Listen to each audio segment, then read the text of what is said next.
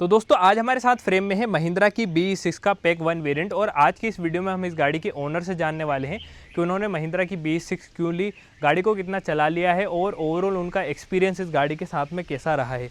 तो अगर आप भी साल 2026 के अंदर महिंद्रा की BE6 का पैक 1 वेरिएंट लेने के बारे में सोच रहे हैं तो इस वीडियो को एंड तक जरूर दिखेगा। तो चलिए स्टार्ट करते हैं इस वीडियो को बिना किसी देरी के और बुलाते हैं इस गाड़ी के ओनर को। तो दोस्तों मिलिए आनंद भाई से जो कि इस गाड़ी के ओनर है। आनंद भाई सबसे पहले आप अपना इंट्रोडक्शन दे दो।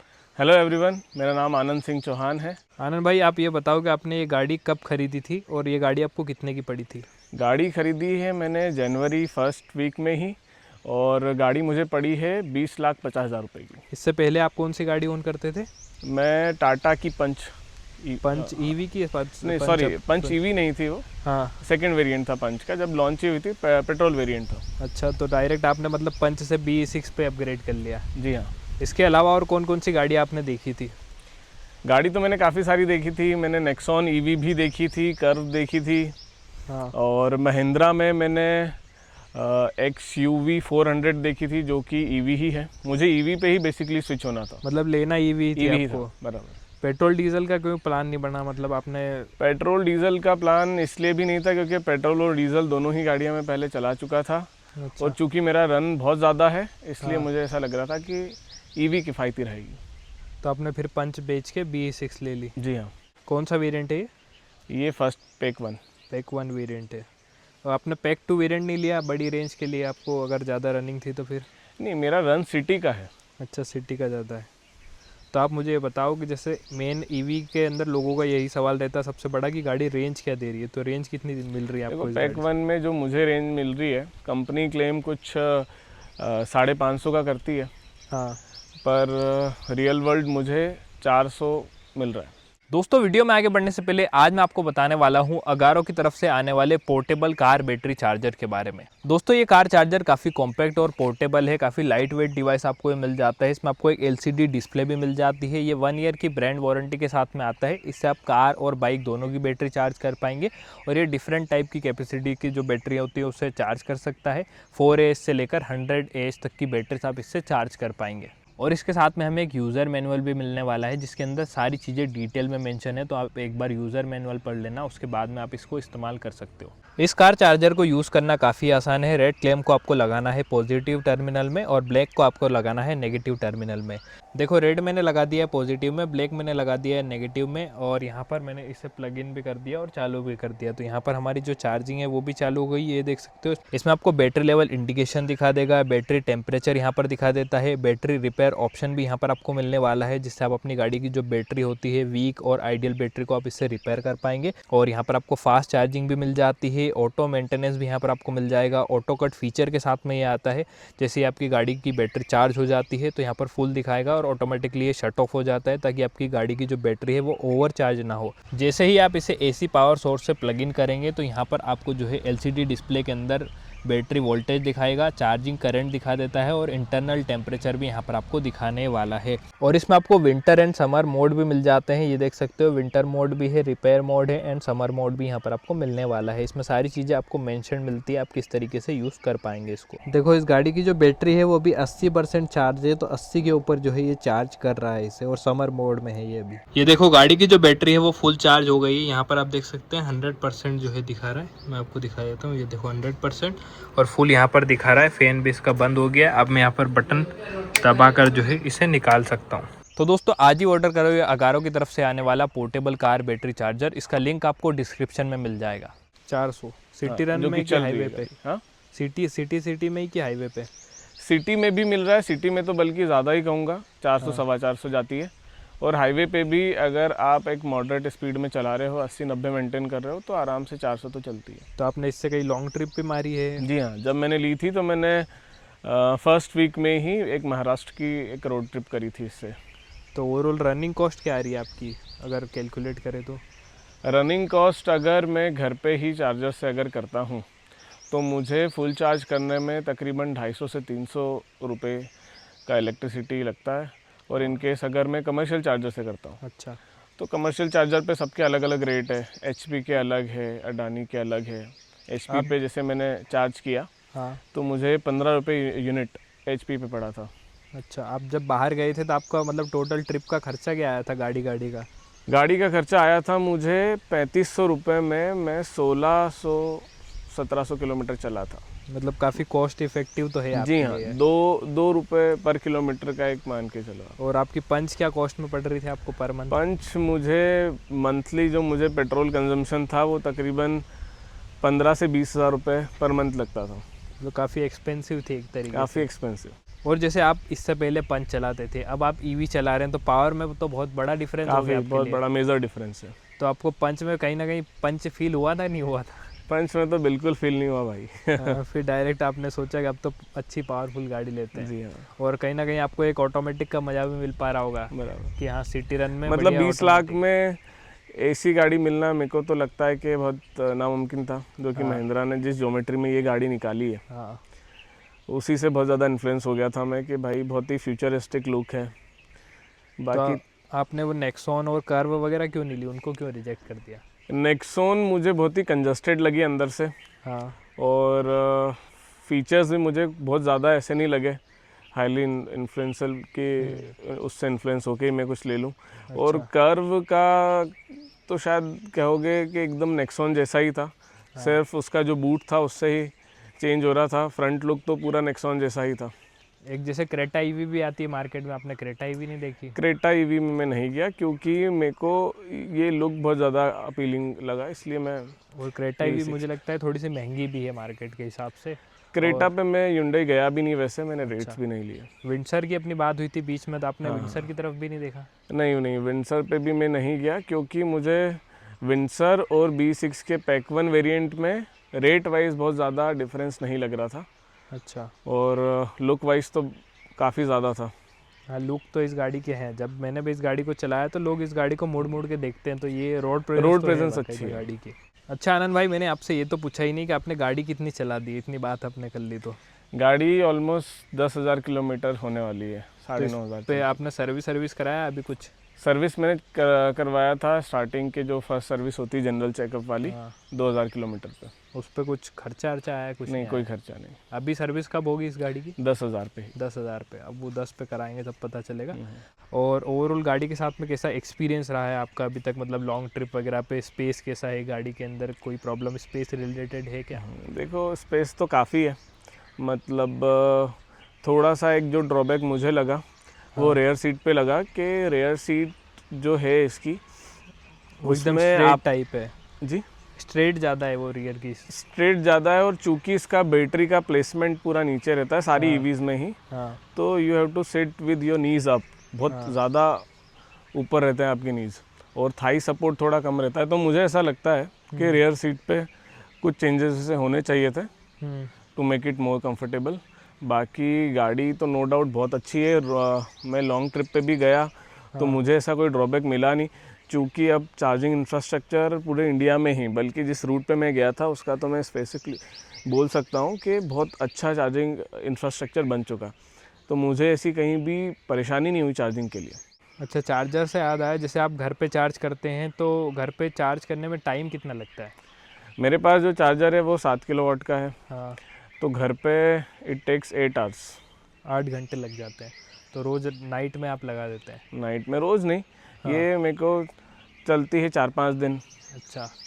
और जैसे अभी इंदौर में वो ईवी का केस हुआ था, तो आपके दिमाग में कुछ आया था कि यार ईवी लेके गलती नहीं, कर दी मैं ऐसे तो करके? उस समय था नहीं वैसे, यहाँ पर कहीं बाहर था। हाँ। तो मुझे काफ़ी सारे लोगों ने रील्स उसकी शेयर करी कि ईवी की वजह से चार्जर उसमें आग लगी और सब इतना बड़ा हादसा हुआ। बाकी उसका रीज़न कुछ और था।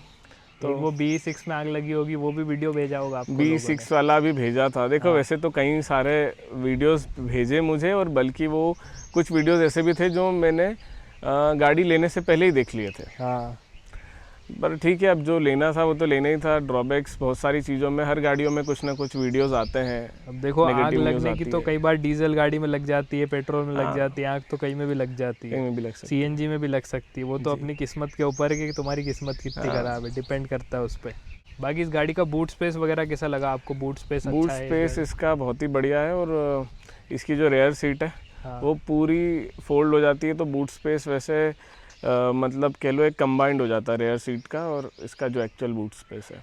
अच्छा, जैसे अभी पंच ईवी भी आ गई तो आपको दिमाग में ये नहीं लगा कि थोड़ा सा और वेट कर लेता तो और छोटी गाड़ी नहीं ले नहीं नहीं, लेता? मुझे मतलब गाड़ी की थोड़ी विड्थ चाहिए थी, बड़े सेगमेंट में कुछ गाड़ी हाँ। चाहिए थी, तो इसलिए मैंने पंच नेक्सॉन भी प्लान नहीं करी। नेक्सॉन भी थी ही वैसे उस समय भी। अच्छा, तो लो रनिंग कॉस्ट में आजकल सीएनजी भी बहुत चल रही है, सीएनजी का नहीं आया दिमाग में? सीएनजी ऑलरेडी हमारे पास एक है हाँ। फ्रॉन्स, तो सीएनजी में वो पिकअप नहीं मिल पाता है, अच्छा, जो पावर चाहिए वो जो मिल नहीं पावर पाता। चाहिए वो पावर नहीं मिल पाता है। अच्छा आनंद भाई, एक बात और बताओ, जैसे आप पंच चलाते थे और पंच और इसके इंटीरियर में बहुत ज़्यादा फ़र्क है। अब इसका इंटीरियर जब हम देखते हैं तो ऐसा लगता है कि यार क्या ही चीज़ है।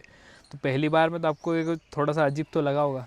हाँ, पहली बार में अजीब लगा ना, मतलब बाकी क्या होता है, हाथ जम जाता है तो बहुत इजी एक्सेस हो जाता है। धीरे धीरे सारी चीज़ें आदत में आ गई। अच्छा, इसमें एक और चीज़ है, थोड़ा सा विजिबिलिटी रिलेटेड कोई इशू लगता है आपको कि व्यू जो है थोड़ा सा ढंग का नहीं मिल पा रहा है, कहीं से विजिबिलिटी ब्लॉक हो रही है? नहीं, वैसा तो नहीं ब्लाइंड लगता स्पॉट मुझे। बनता है इस ए पिलर से? नहीं नहीं, इससे नहीं होता। क्योंकि काफ़ी मोटा एरिया है और डैशबोर्ड भी गाड़ी का बहुत ज़्यादा बड़ा है, तो थोड़ा सा उस चीज़ से कोई प्रॉब्लम है? नहीं, ऐसा व्यू तो कहीं से भी ब्लॉक नहीं होता। और अर्गोनॉमिक्स भी बढ़िया है गाड़ी की। बढ़िया बढ़िया। और आपने बताया कि आप 400 प्लस की रेंज निकाल पा रहे हैं, जो कि अच्छी बात है मेरे हिसाब से। 20-20.5 लाख रुपए की गाड़ी के लिए बहुत अच्छी बात है। तो उसके लिए आप किन चीज़ों का ध्यान रखते हैं, कितनी स्पीड पे गाड़ी चलाते हैं कि आपको इतनी अच्छी रेंज निकल के आ रही है? देखो, सिटी में तो आराम से निकल जाती है रेंज, क्योंकि रीजनरेट भी होता है ना, रीजनरेशन एक्टिवेटेड होता है। बाकी अगर रेंज निकालनी है एक्चुअल, तो फिर वो हाईवे पे रहता है उसका जो भी पूरा गेम है। तो उसमें ये करो कि क्रूज कंट्रोल पे मैं डाल देता हूँ, 80 या 90 की स्पीड पे सेट कर देता हूँ। अगर 100 पार मैंने उसको किया, 100, 120, 130 ले गया, तो फिर रेंज सडन ड्रॉप होती है। हाँ, तो आप अगर हाईवे पे जाते हो तो कितनी स्पीड पे चलाते हो? मैं 90। 95? जैसे पावरफुल गाड़ी है तो भगाने की इच्छा तो करती होगी? बिल्कुल करती है, करता भी हूँ, ऐसा नहीं है कि 120 भी चलाइए, पर अगर मेरे को रेंज अगर देखना है हाँ। तो फिर मैं 90 पे चलाऊँगा। हाँ, वो एक अगर कॉस्ट बचानी है तो फिर दोनों चीज़ों को हाँ। मेंटेन करना करके चलना ही पड़ता है। बाकी गाड़ी के जो हेडलाइट का थ्रो है वो आपको कैसा लगता है? गाड़ी का हेडलाइट का थ्रो बहुत ही बढ़िया है, चूँकि इलेक्ट्रिक है। तो मेरे ख्याल से शायद इलेक्ट्रिक गाड़ियों में वैसे ही वो इनबिल्ट करके देते हैं कुछ चीज़ें, ताकि मार्केट से ना करवानी पड़े। एलईडी लाइट्स है। बाकी आपने जैसे पैक 1 वेरिएंट लिया है, तो पैक 1 वेरिएंट के हिसाब से कुछ फीचर की कमी आपको लगती है इसमें? फीचर की कमी बेसिकली जो मुझे लगती है इसमें, वो एक ही चीज़ है कि ये जो ऑटोमेटिक एडजस्टेबल जो ORVM होता है, इलेक्ट्रिकली एडजस्टेबल ORVM। हाँ एग्जैक्टली, हाँ। तो ये इसमें होना चाहिए था।